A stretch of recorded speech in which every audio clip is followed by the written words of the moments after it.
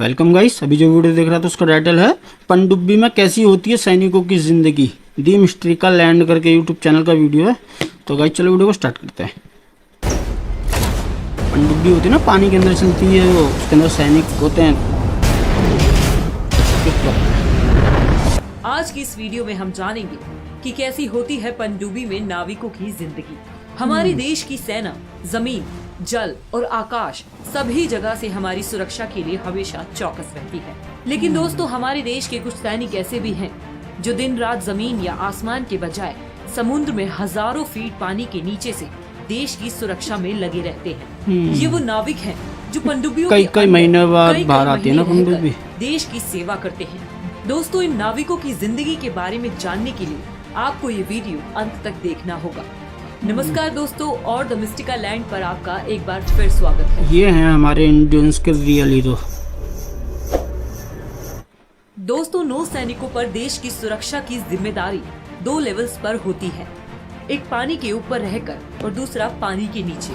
दोस्तों, पानी के हजारों फीट नीचे देश की सुरक्षा के लिए नेवी के कुछ सैनिकों को पनडुब्बी या सबमरीन में तैनात किया जाता है। इस विशिष्ट सेवा के लिए सैनिकों का चयन अलग अलग डिवीजन से उनकी अपनी इच्छा, ट्रेनिंग और मेडिकल मानकों में उनके प्रदर्शन के आधार पर किया जाता है। सबमरीन में तैनात इन 9 सैनिकों का जीवन आसान नहीं होता।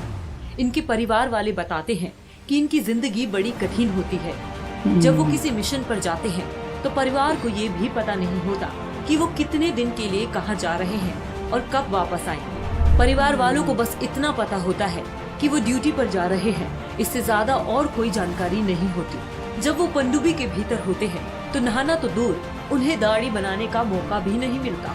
किसी भी देश के नौसैनिकों का सबसे घातक हथियार पनडुब्बियां ही माना जाता है। दोस्तों, सबमरीन या पनडुब्बी पानी के नीचे और ऊपर दोनों जगह चल सकती है।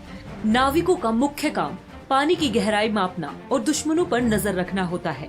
ये पनडुब्बियां मिसाइल, रॉकेट लॉन्चर जैसे हथियारों से भी लैस होती है, जो इन्हें दुश्मन जहाज के लिए घातक बनाती है।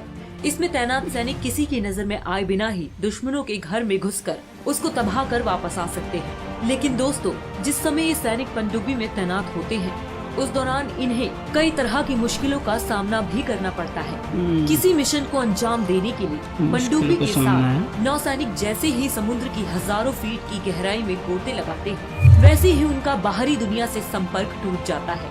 ऐसे मिशन 1 महीने से लेकर 6 महीने तक के हो सकते हैं। इस दौरान इनका अपने परिवार से कोई संपर्क नहीं होता। दोस्तों, आपको ये जानकर हैरानी होगी कि चारों ओर से पानी से घिरे रहने के बावजूद भी पनडुब्बी में सवार 9 सैनिक कई दिनों तक नहा नहीं पाते।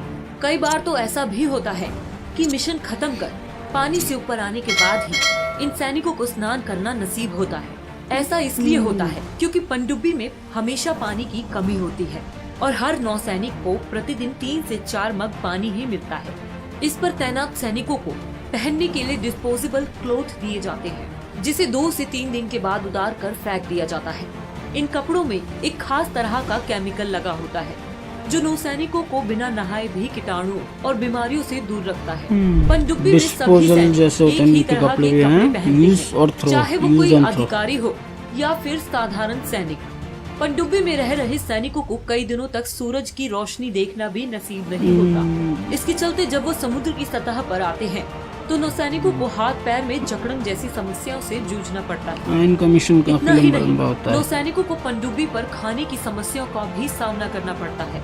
खाने के लिए इन्हें बिना तड़के की दाल, रोटी, चावल और बेहद कम मसालों वाली सादी सब्जी दी जाती है। खाने की चीजें ताज़ा नहीं होती बल्कि टिन पैक डब्बों में मिलती है। खाने का सामान भी सीमित मात्रा में होता है। खाना बनाते समय इस बात का ध्यान रखा जाता है कि ज्यादा धुआं ना उठे, इसलिए खास तौर से सादा खाना बनाया जाता है। अगर मिशन निश्चित अवधि से ज्यादा समय तक चलता है तो उन्हें पनडुब्बी में उपलब्ध खाने से ही काम चलाना पड़ता है। पनडुब्बी जब भी समुद्र के अंदर जाती है तो उसके साथ डॉक्टर और प्राथमिक चिकित्सा का सामान साथ होता है, क्योंकि अगर किसी को उल्टी या चक्कर जैसी परेशानी होती है तो तुरंत इलाज किया जा सके। अंदर काफी सारे उपकरण लगे होने के कारण सोने की जगह बहुत ही कम होती है, इसलिए पनडुब्बी में नौसैनिकों की सोने की शिफ्ट लगाई जाती है। मिशन के दौरान सैनिकों को 5 से 6 घंटे सोने का समय मिलता है। पनडुब्बी में सोने के लिए आमने सामने 2 कंपार्टमेंट होते हैं। और वहाँ का तापमान बेहद गर्म होता है, इसलिए कभी कभी कुछ नौसैनिक वहाँ भी सोने जाते हैं। यहाँ मिसाइल और टारपीडो रखे होते हैं, क्योंकि ये जगह पनडुब्बी की दूसरी जगहों के मुताबिक ज्यादा दुनिया की ठंडी सबसे होती है। खतरनाक नींद अगर है। हम ये कहें कि भारतीय सेना की ये फौलाद दुनिया की सबसे खतरनाक नींद लेते हैं तो गलत नहीं होगा। तो दोस्तों आइए हम सब मिलकर Correct, इन वीर एकदम जवानों के जज्बे को सलाम करते हैं, जो देश की सुरक्षा के लिए कुछ सबसे मुश्किल हालातों में अपनी जिंदगी बिताने के लिए तैयार है। मतलब इनका मिशन भी देख लो गाइस, कम से कम 1 महीने से लेकर 6 महीने तक चलता है। ये पनडुब्बी एक बार पानी के अंदर जाती है तो ये ज़्यादा से मतलब 6 महीने तक रुक सकती है पानी के अंदर। ये बिना राशन पानी कुछ भी ले बिना 6 महीने ये समुद्र के अंदर बिता सकती है। और इनको भी काफ़ी टाइम लगता है, वैसे जितने भी सोल्जर जाते हैं उसके अंदर जल्दी नहीं आ पाते ये भी। तो गाइस यही था आज का वीडियो। ओरिजिनल वीडियो का लिंक डिस्क्रिप्शन से ले लेना।